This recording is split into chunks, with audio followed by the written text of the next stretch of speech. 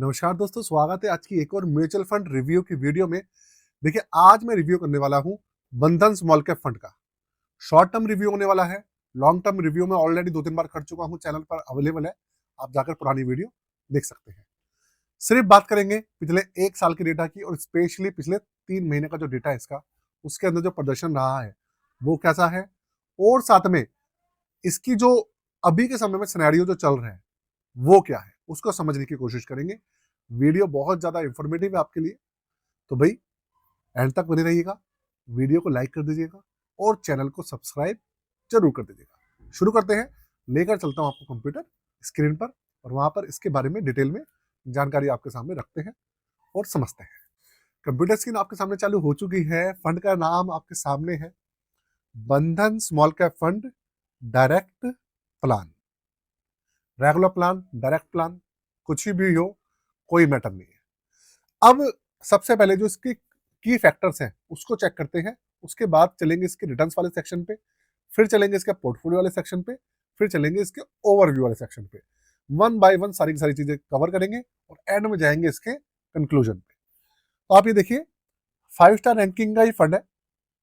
अभी के समय में भारत के अंदर तकरीबन 50 हमारे स्मॉल कैप कैटेगरी के एक्टिव मैनेज और इंडेक्स फंड है। उसके अंदर ये एक एक्टिव मैनेज फंड है, 5 स्टार रैंकिंग का है। और अगर आप बात करें कि भैया कितने ऐसे फंड हैं जिनको 5 स्टार रैंकिंग है, तो 2 या 3 ही ऐसे फंड हैं जिनको 5 स्टार की रैंकिंग अवेलेबल है, वैल्यू रिसर्च की और इसके साथ में जो क्रिसिल है, दोनों की। एक या 2 फंड है, इसके अलावा और कोई भी नहीं है। उनमें से एक ही ये फंड है। रिस्क मीटर इसका वेरी हाई है। 3 साल का CAGR आप देख लीजिए, 30.79% से ऊपर है जो CAGR है। और NAV इसका 50 रुपए 19 पैसे चल रहा है अभी के समय में। अब देखते हैं इसका रिटर्न्स वाला सेक्शन, वहां पर थोड़ा सा देखते हैं क्योंकि सारा सारा डेटा जो है जो हमारे काम का है वही अवेलेबल है। ये देखो दोस्तों, 1 साल का डेटा आप देखो इसका। 1 साल में इसने पॉजिटिव में 8.06% का रिटर्न निकाल के दिया है। क्लियर है? और बेंचमार्क दे रहा है 0.63 रिटर्न पॉजिटिव में। तो देखा जाए तो बेंचमार्क को इसने अच्छे खासे तौर पे बीट करा है। 6 महीने में ये नेगेटिव दिख रहा है, माइनस में 2.62% और बेंचमार्क माइनस में 7.89। 3 महीने में ये माइनस में है 1.77 और हमारा जो बेंचमार्क है वो माइनस में 5.18। और 1 महीने में ये -1% है और बेंचमार्क का हमारा करीबन 2.33% माइनस में है। तो देखा जाए तो बेंचमार्क को ये पॉजिटिव रिटर्न देने में भी बीट कर रहा है और नेगेटिव के अंदर भी, गिरावट के अंदर भी ये बीट कर रहा है। गिरावट कम हो रही है बेंचमार्क की अपेक्षा। इसके अलावा अगर आप 3 साल का CAGR देखेंगे, उसके हिसाब से इसकी जो रैंकिंग है नंबर 1 बनी हुई है। 5 साल के डेटा के हिसाब से नंबर 3 है और पिछले 1 साल के डेटा के हिसाब से इसकी रैंकिंग नंबर 3 है।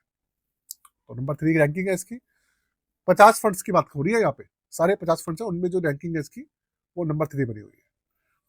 अब ये तो हो गया भैया इसका बेंचमार्क और इसका 1 साल का प्रदर्शन।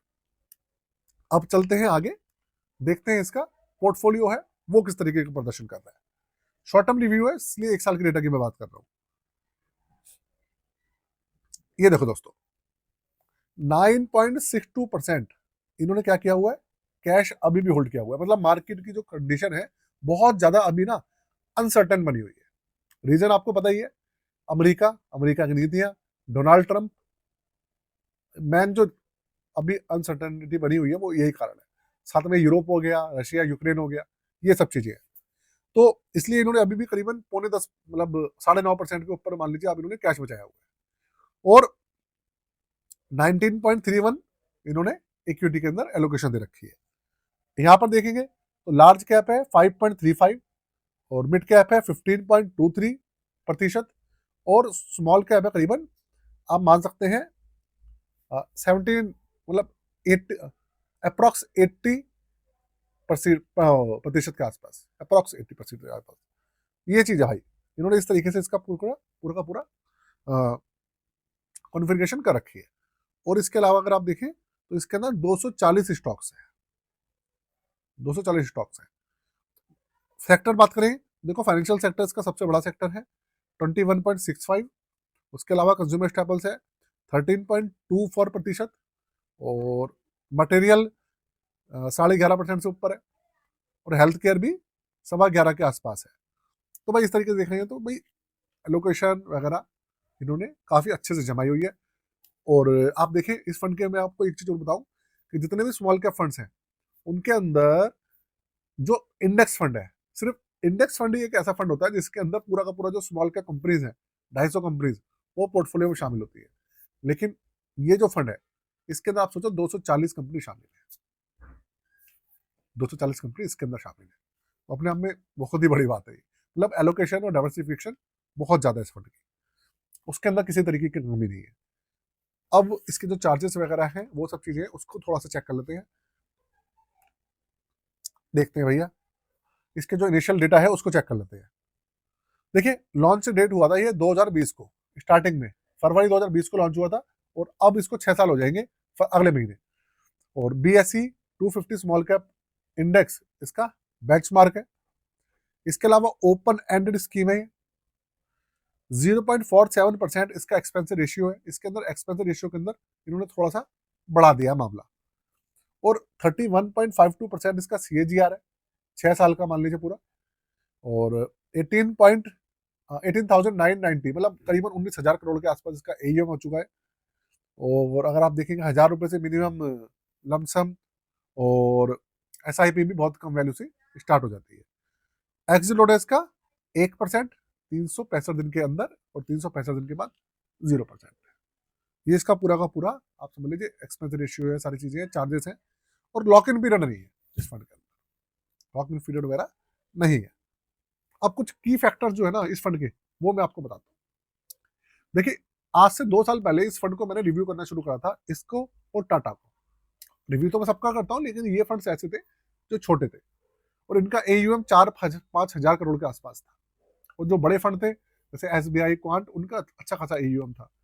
लेकिन हुआ क्या है, अब देखने वाले पिछले करीबन 1 साल के अंदर देखने में यह आया है कि ये जो फंड्स हैं टाटा, बंधन, इनका AUM लगातार बढ़ता जा रहा है, और जो दूसरे फंड्स हैं जो टॉप पर बैठे थे उनका AUM घटता जा रहा है। इसका मतलब ये है कि कहीं ना कहीं वहां के जो इन्वेस्टर्स हैं वो कहीं ना कहीं अपनी शिफ्टिंग कर रहे हैं।